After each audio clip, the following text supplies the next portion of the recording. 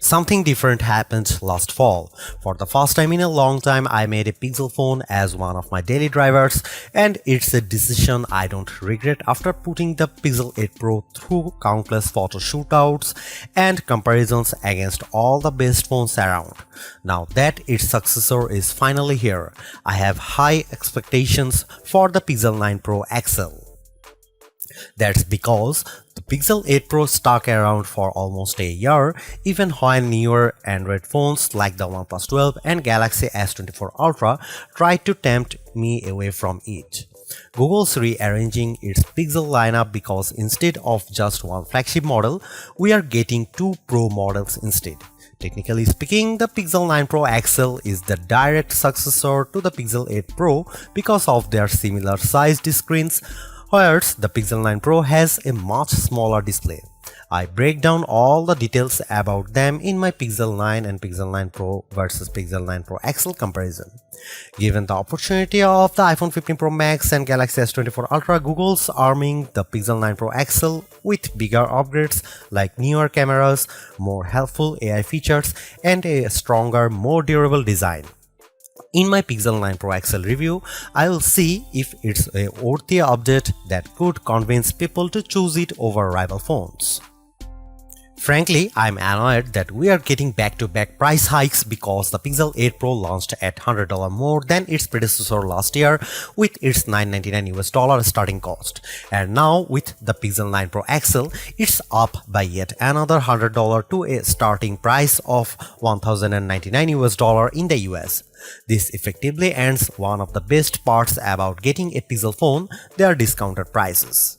Pixel 9 Pro XL pre-orders are available right now with steep discounts on the flagship phone when you do a trade-in, although it will be available online and select retailers starting on September 4.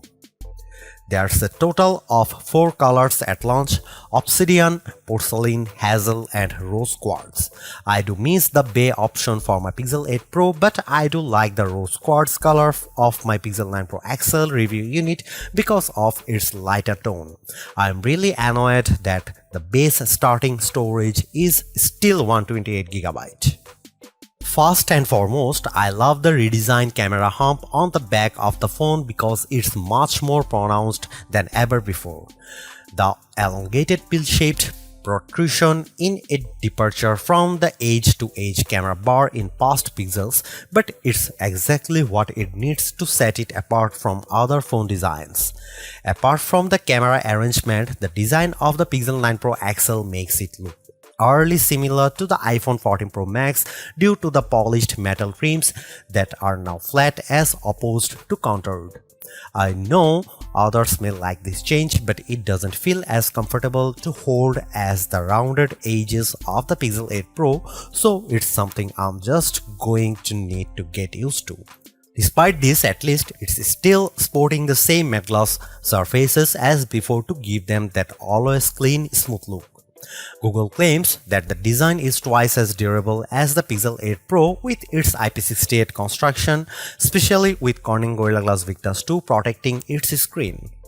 During its Made by Google event, the company made an outrageous claim that Pixel 9 Pro XL 6.8-inch Super Actua display reaches a peak brightness of 3000 nits. I didn't think it was ever going to get close to that in our testing, but I was mistaken. Hands down, the Pixel 9 Pro XL has the brightest screen we have ever tested, reaching a blinding peak of 2469 nits, a substantial improvement over the 1526 nits of the Pixel 8 Pro.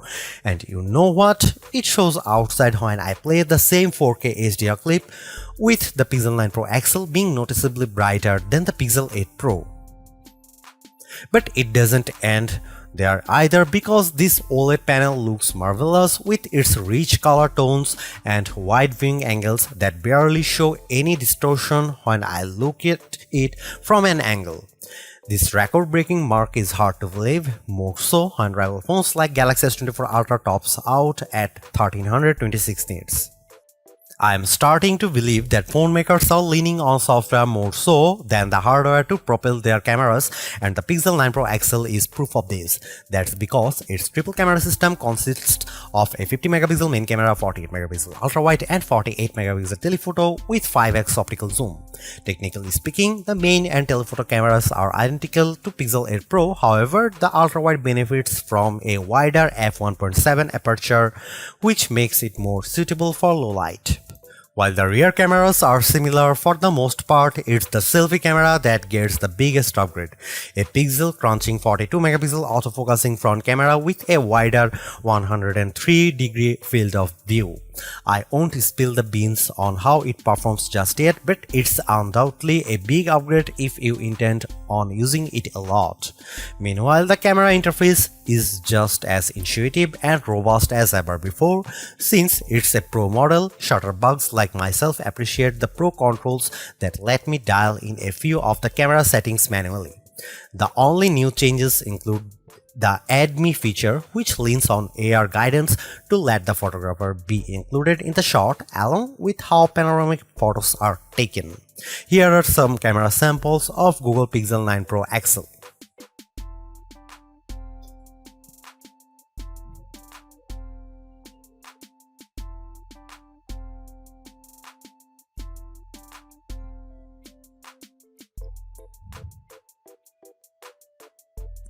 Another reason to choose the Pixel 9 Pro XL is because of its ability to shoot at up to 8K 30 FPS, whereas the previous Pixel 8 Pro caps out at 4K 60 FPS. On one hand, I like the extra utility of 8K recording because it gives me more playing zoom to edit videos by cropping them or adding digital pans or zooms in my video editing software, but you will need a high performance machine to handle them. While there are plenty of shooting modes and settings to adjust with video, like choosing between 24, 30 or 60 FPS, it still lacks full manual controls to get me the look I really want to go after. Here are some video samples of Pixel 9 Pro XL.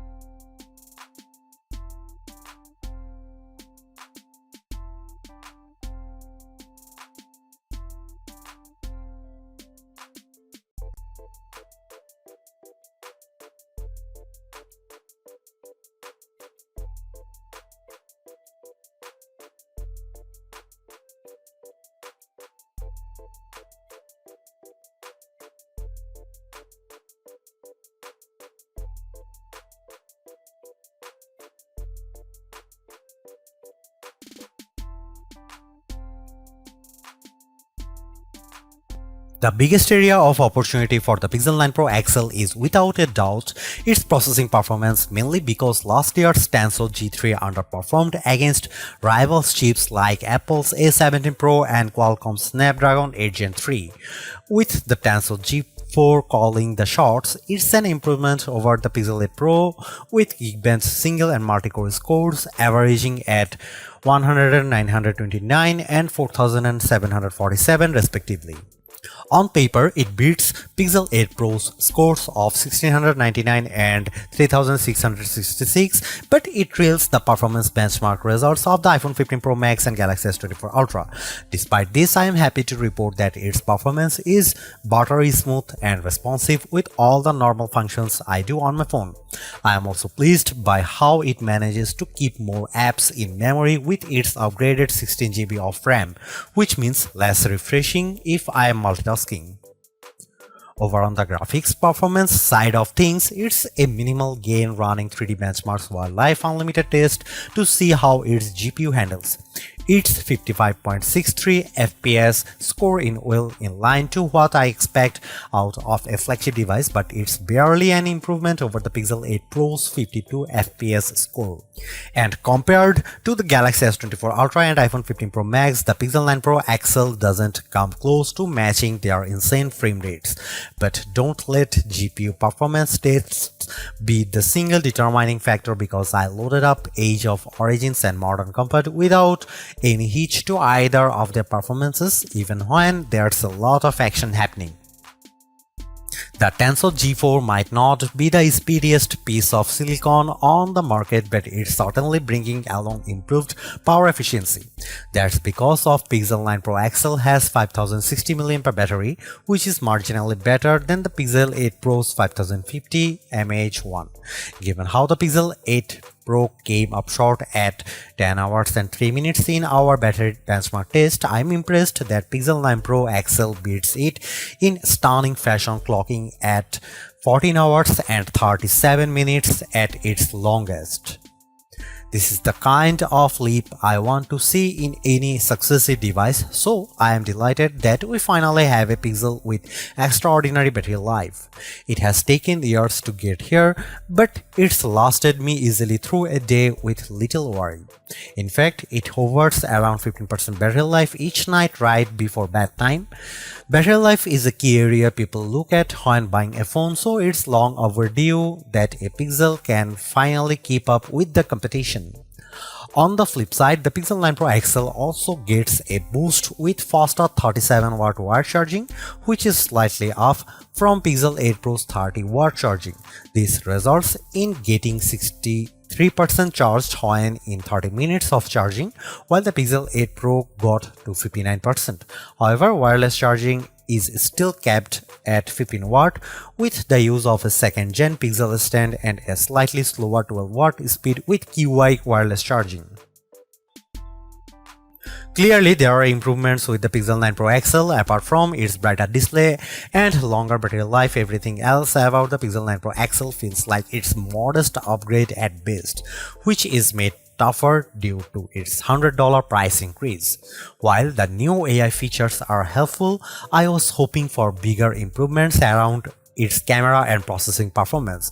Given that the Pixel 9 Pro has the same exact camera arrangement as this, there isn't much justification on picking the Pixel 9 Pro XL for photography.